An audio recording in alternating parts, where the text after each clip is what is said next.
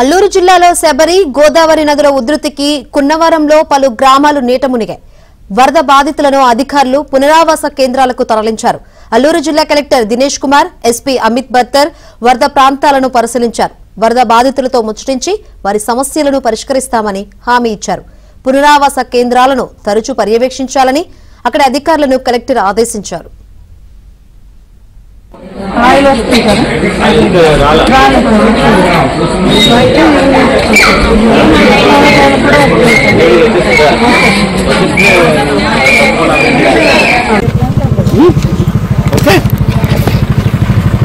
ఏమైనా సమస్య దాని మళ్ళీ వస్తాం. ఫ్లడ్స్ అయిపోయిన తర్వాత ఇంకా విలేజ్లో ఏమైనా మిగతా సమస్య అది చేతిలో అదే ఉంది. అదే మీరు 1+1 పెళ్లి చేసిన 1+1 చేయకూడదు. కోనసీమ జిల్లాలో భారీ వర్షాలకు లంక గ్రామాలు జలదిగ్బంధంలో చిక్కుకున్నాయి. సఖినేటిపల్లి, బాడిరేవు, టేకిశెట్టిపాలెం, అప్పనరాముని లంక కాజ్వేలు నీట మునిగాయి. సఖినేటిపల్లి, నరసాపురం మధ్య గోదావరి నదిపై పడవల రాకపోకలను అధికారులు నిలిపివేశారు.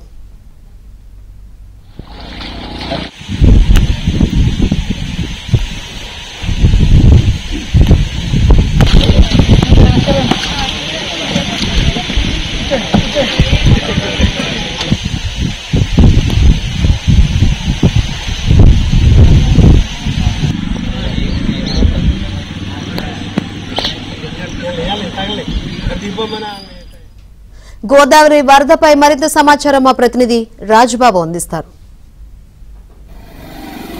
ధవళేశ్వరం కాటన్ బ్యారేజీ వద్ద రెండవ ప్రమాద హెచ్చరిక స్థాయిని మించి గోదావరి వరద ఉధృతి కొనసాగుతుంది. ఎగువ ప్రాంతాల నుంచి భారీ స్థాయిలో వరద నీరు చేరటం వల్ల ధవళేశ్వరం కాటన్ బ్యారేజీ వద్ద క్రమంగా గోదావరి వరద ప్రవాహం పెరుగుతుంది. ప్రస్తుతం మనం ధవళేశ్వరం కాటన్ బ్యారేజ్ దగ్గర ఉన్నాము. ఇక్కడ విజువల్స్లో చూడవచ్చు, అఖండ గోదావరి ఉగ్రరూపం దాల్చి పొంగి ప్రవహిస్తున్న దృశ్యాలను కూడా మనం విజువల్స్లో చూడవచ్చు. ఎగువ ప్రాంతాల నుంచి భారీ స్థాయిలో వరద నీరు చేరటం వల్ల గోదావరి ఉగ్రరూపం దాల్చి పొంగి ప్రవహిస్తుంది. ఇప్పటికే వరద ప్రభావం విలీన మండలాలపై తీవ్రత ఎక్కువగా ఉంది. విలీన మండలాల్లో చాలా గ్రామాలకు రాకపోకలు స్తంభించాయి. విలీన మండలాల్లో శబరి గోదావరి పొంగి ప్రవహిస్తుంది. ఈ నేపథ్యంలోనే అక్కడ చాలా లంక గ్రామాలకు, అక్కడ లోతట్టు గ్రామాలు ప్రజలు కూడా తీవ్ర ఇబ్బందులు పడుతున్నారు. వరద నీరు రహదారులపైన, కాజ్వేలపైన పొంగి ప్రవహించడం వల్ల విలీన మండలాల ప్రజలు నాటు పడవలపైనే ప్రయాణం సాగిస్తున్నారు. ముఖ్యంగా చూస్తే కనుక చింతూరు చట్టి వద్ద జాతీయ రహదారిపై కూడా వరద నీరు పొంగి ప్రవహించడం వల్ల ఇతర రాష్ట్రాలకు అంటే ఛత్తీస్గఢ్, ఒడిశా, ఆంధ్ర, తెలంగాణ రాష్ట్రాలకు వాహనాల రాకపోకలు కూడా నిలిచిపోయాయి. నిమ్మలగూడెం వద్ద కూడా జాతీయ రహదారి పూర్తిగా నీట మునిగింది. చిందూరు వద్ద సోకులేరు వాగు పొంగి ప్రవహించడంతో వాహనాల రాకపోకలు నిలిచిపోయాయి. విలీన మండలాల్లో చింతూరు, విఆర్పురం, కోనవరం మండలాలకు సంబంధించి సుమారుగా 40 గ్రామాలకు రాకపోకలు పూర్తిగా నిలిచిపోయాయి. గోదావరిలో వరద ఉధృతి కొనసాగటం వల్ల పాపికొండల విహారయాత్రను కూడా అధికారులు తాత్కాలికంగా నిలిపివేశారు. నాటుపడవలు కూడా గోదావరిలోకి వెళ్లకుండా మత్స్యకారులకు అధికారులు ఆదేశాలు జారీ చేశారు. ఇప్పటికే ధవళేశ్వరం కాటన్ బ్యారేజ్ నుంచి గత 2 రోజులుగా కూడా భారీ స్థాయిలో వరద నీరు దిగువకు విడుదల చేయడం వల్ల అంబేద్కర్ కోనసీమ జిల్లాలోని లంక గ్రామాలు కూడా జల దిగ్బంధంలో చిక్కుకున్నాయి. పీగన్నవరం నియోజకవర్గంలోని చాలా లంక గ్రామాలు జల దిగ్బంధంలో చిక్కుకున్నాయి. లంక గ్రామాలకు సంబంధించి కాజ్వేలపైన, రహదారులపైన గోదావరి వరద నీరు పొంగి ప్రవహించడం వల్ల వాహనాల రాకపోకలు నిలిచిపోయాయి. చాకలపాలెం వద్ద కనకాయలంక పూర్తిగా వరద నీటిలో మునగడంతో అక్కడ గ్రామాల ప్రజలు నాటుపడవలపైనే ప్రయాణం సాగిస్తున్నారు.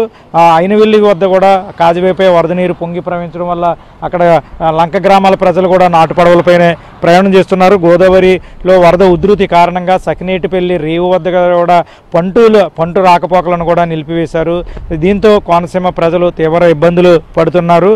ముఖ్యంగా చూస్తే కనుక ఇప్పటికే చాలా లంక గ్రామాలకు సంబంధించి గోదావరి వరద ప్రవాహం కారణంగా ఉద్యానవన పంటలు కూడా నీట మునిగాయి. చాలా ప్రాంతాల్లో వరి నాట్లు నీట మునిగాయి. కాయగూరల పంటలు కూడా నీట మునిగాయి. రైతన్నలు తీవ్ర ఆవేదన వ్యక్తం చేస్తున్నారు. ప్రస్తుతం ఎగువ ప్రాంతాల నుంచి భారీ స్థాయిలో గోదావరిలో వరద నీరు చేరటం వల్ల గోదావరి వరద ఉధృతి కొనసాగుతూనే ఉంది. ప్రస్తుతం మనం విజువల్స్లో చూస్తున్నాము. ధవళేశ్వరం కాటన్ బ్యారేజ్ వద్ద గోదారమ్మ పరవళ్లు తొక్కుతూ ఉగ్రరూపం దాల్చి పొంగి ప్రవహిస్తున్న దృశ్యాలను కూడా మనము విజువల్స్లో చూస్తున్నాము. ఇప్పటికే రాష్ట్ర ప్రభుత్వం కూడా స్పందించి ఇక్కడ ఏదైతే లోతట్టు గ్రామాల ప్రజలు కావచ్చు, వరద ప్రభావిత గ్రామాల ప్రజలను కూడా రాష్ట్ర ప్రభుత్వం స్పందించి వెంటనే వాళ్ళకి పునరావాసం కల్పించాలి, రక్షణ చర్యలు చేపట్టాలి, వరద ప్రభావిత ప్రాంతాల్లో ఇబ్బందులు లేకుండా చూడాలని రాష్ట్ర ప్రభుత్వం ఆదేశాలు జారీ చేసిన నేపథ్యంలో అధికార యంత్రాంగం కూడా స్పందించింది. ముఖ్యంగా చూస్తే కనుక ఇప్పటికే లంక గ్రామాల్లో విద్యుత్ సరఫరా కూడా లేకపోవడం వల్ల ప్రజల ఇబ్బందులను తెలుసుకుంటున్నారు. ప్రస్తుతం అయితే కనుక ధవళేశ్వరం కాటన్ బ్యారేజ్ వద్ద రెండవ ప్రమాద హెచ్చరిక స్థాయిని మించి గోదావరి వరద ఉధృతి కొనసాగుతుంది.